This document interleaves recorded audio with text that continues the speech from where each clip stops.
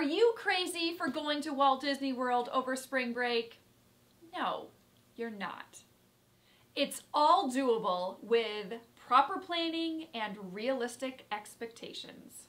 If you want to hear some tips to survive your spring break 2019 trip, stay tuned.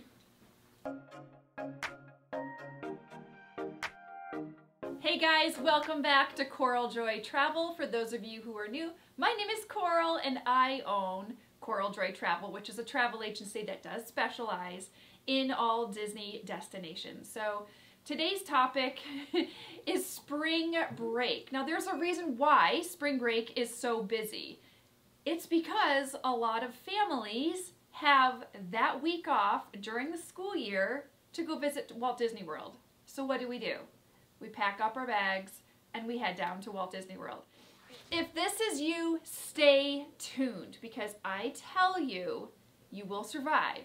And if you are not yet subscribed to our channel, CoralJoyTravel, be sure to hit the red subscribe button below. Let's get into these tips. This video is really for anyone planning a spring break trip. So if you are planning to go in 2019, this will apply to you. If you're planning on going in 2020 and it's still 2019 and you're in the midst of starting to plan, this will be very helpful for you specifically. There are many spring breaks in Walt Disney World. The one I'm really talking about is the week before Easter, and that's when the crowds are very, very high. But these are going to be some tips to help you out in that time. Tip number one, you really want to be staying on Disney Resort Hotel property. There are many extra perks to staying at a Disney Resort Hotel, one of them being the extra magic hours, whether it's the early hour entry into a park or it's the 2 hours additional in the evening. You want to have that flexibility if you are going to be visiting during spring break, so hopefully you're staying at a Disney Resort Hotel. Tip number two is get to your theme parks early, earlier than they actually open. I would say 30, 45 minutes to an hour earlier. I know it sounds crazy, but it's not. It's spring break. So the early bird gets the worm. The earlier you are there in the parks, the more rides you can do without a fast pass, okay? As the days progress, the wait in the standby lines is going to be very, very high. So get to the theme parks before they open. Again, 30, 45 minutes to an hour before.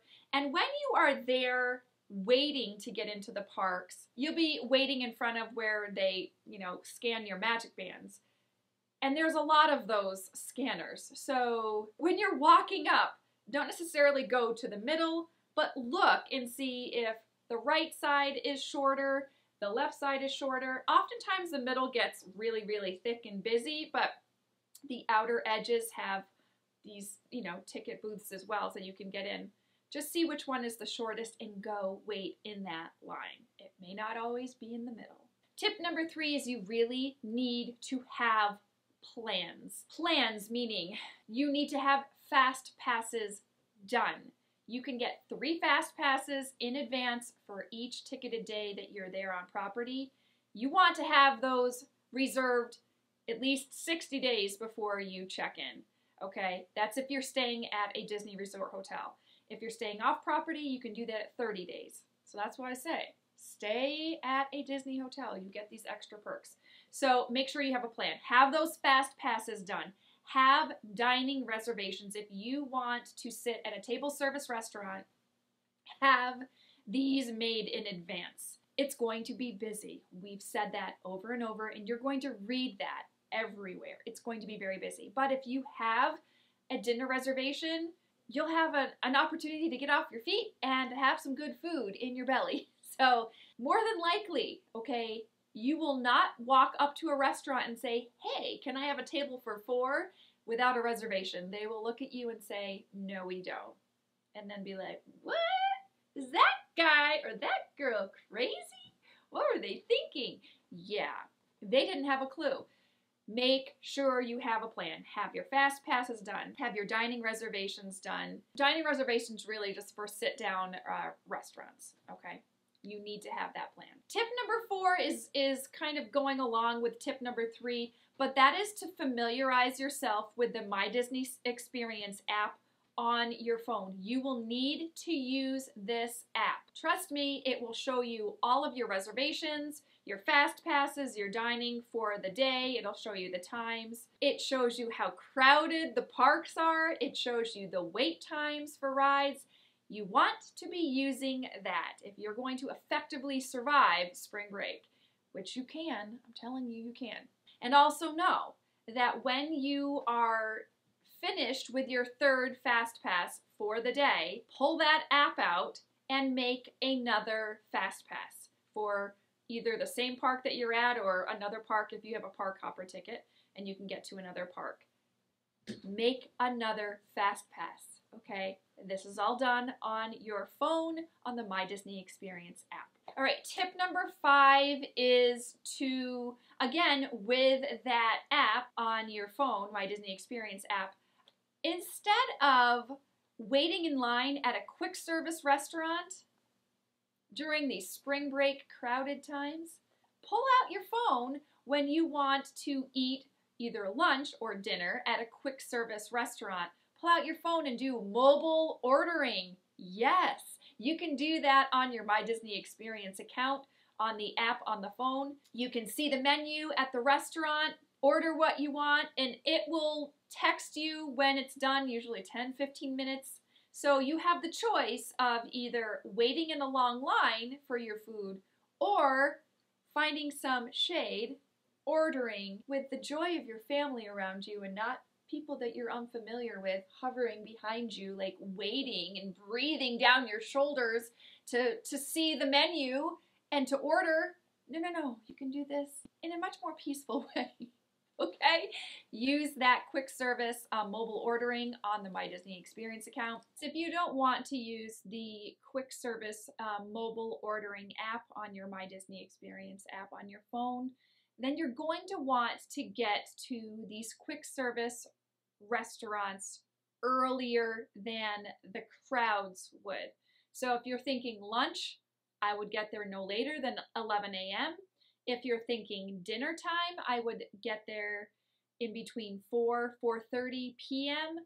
to eat at the quick service restaurant. That's again, if you're not going to use the app. If you're going to use a mobile service app, I think you'll be fine to order whenever, but just remember, you won't have to be waiting in that crowded line to order your quick service meal. Basically, I'm sharing these tips to help you survive and enjoy your spring break. Guys, if I haven't told you yet, my first ever trip that I took with my family was during spring break, okay?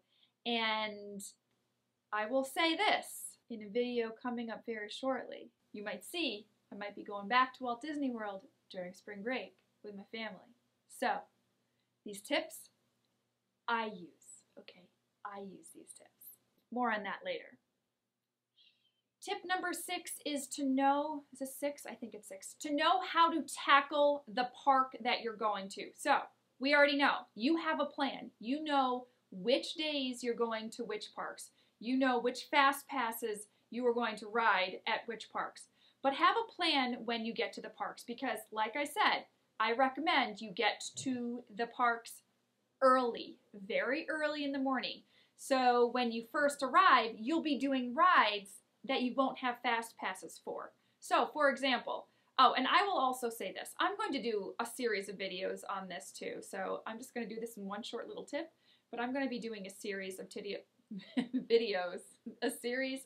videos on how to tackle the park that you're heading to early in the morning. So if you're going to Magic Kingdom, you should be debating between heading directly to Seven Dwarfs Mine Train or going to Splash Mountain, Big Thunder Railroad, or Space Mountain. Those are kind of the big ones for people to really push towards early first thing in the morning. Seven Dwarfs, I would recommend doing that if you did not get a fast pass. It all depends on what you have fast passes for, you know. If you didn't get a fast pass for that, then I would head there. If you want to ride Splash or Space or Big Thunder a couple times, head to one of those. But that's what I would say for Magic Kingdom. If you're going to Hollywood Studios and you don't have a fast pass for Slinky Dog Dash, obviously head there. If you do have one for Slinky and you want to ride it again, head there, or head to Toy Story Midway Mania, Rock and Roller Coaster, or Alien Swirling Saucers. Lord help me for even saying that, because it's just definitely not one of my favorite rides. But this is not all about me. This is about you and your family. So, know what fast passes you have, and then kind of gauge where you want to go. Animal Kingdom. If you have a fast pass for Flight of Passage, head towards Expedition Everest, or head towards Kilimanjaro Safaris, or Cali River Rapids. If you don't have a fast pass for Flight of Passage, you and everyone else will be heading over to Flight of Passage. So, know what you want to do and just have a plan. Where are we left? Epcot. Again, depending on what you have for fast passes, you have the option to go to either Soarin'. These are the big ones that you want to get out of the way. Soarin', Test Track, or Frozen Ever After. If you have a fast pass for Frozen, head to either Soarin' or Test Track.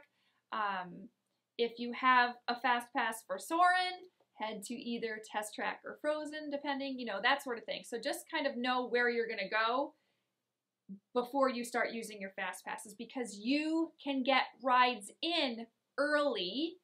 If you get there early, you can get rides in early by doing the standby line. That's how you're going to get this done. All right. So just have a plan and know what you're going to do. Be flexible with your plans, but have a plan, guys. Have a plan. Tip number 7. Now, tip number 7 is really only good if you're going over Easter, okay, and you have younger children, because the Easter Bunny can still come to Walt Disney World. That is if mom or dad has prepared a little in advance. So if you have young children, maybe you want to consider bringing some plastic Easter eggs with some goodies that you could hide around the rim, maybe an Easter basket. I've done everything I'm saying to do, and I've been very happy that I did. I know in the beginning, meaning like before the trip, it was kind of a pain in my butt. It really was. It's a lot to prepare for, but it was so worth it on that morning. The fact that the Easter Bunny actually came to our room, what? It happens, guys. Mom and dad magic. It happens. So that's tip number 7 if you're going to be there over Easter. The last tip, tip number 8. This is the most important thing to pack. I don't know why I'm leaving this for tip number 8. This should be tip number 1. Tip number 8, you have to pack patience. Make sure you give yourself some breaks either throughout the day or going into air-conditioned buildings. Know that it's going to be busy. Know going into this, you are going to wait in lines. You are, because a lot of other families are in the same boat as you. So just know that in advance, accept it, and make the best of the situation with these tips that I've given you. But pack that patience, guys. Again, if you have a plan, but yet you do have that flexibility in the plan, you will make this a very memorable trip. This will be a fun trip, and that's what you want. You need to listen to your family, the group's dynamic. If people need water, like I said, get them water. If they, you know what, maybe Sally wants an ice cream bar and it's 10 a.m., you know what, it's not going to kill her to have an ice cream bar at 10 a.m. I'm not saying say yes at everything. That's not what I'm saying. But I am saying this is vacation. You are at the most magical place on earth. Let it be extra special. Have fun. And if you do find that your patience is wearing thin, step back, give yourself a 5-minute timeout, regroup, and then refocus the family, okay? We as adults and we as parents can control we can control the dynamic of our family. We can't always help it if someone is crying or whatever, I know, but we can make things magical, all right? And this is your vacation too. So pack that patience, Know it's going to be busy, but also know that with you being prepared and planned, you're going to have a great trip no matter what. Guys, I hope this information and these 8 tips were helpful for you to survive spring break. I hope they will be helpful for me. I hope so. I think they will be.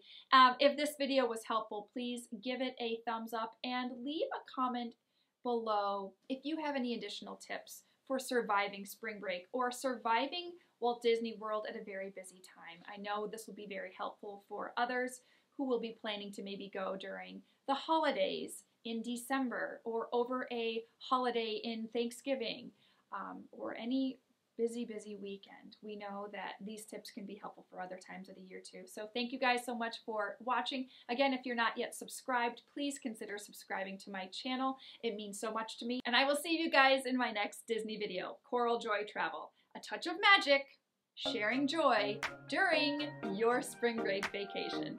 Bye guys.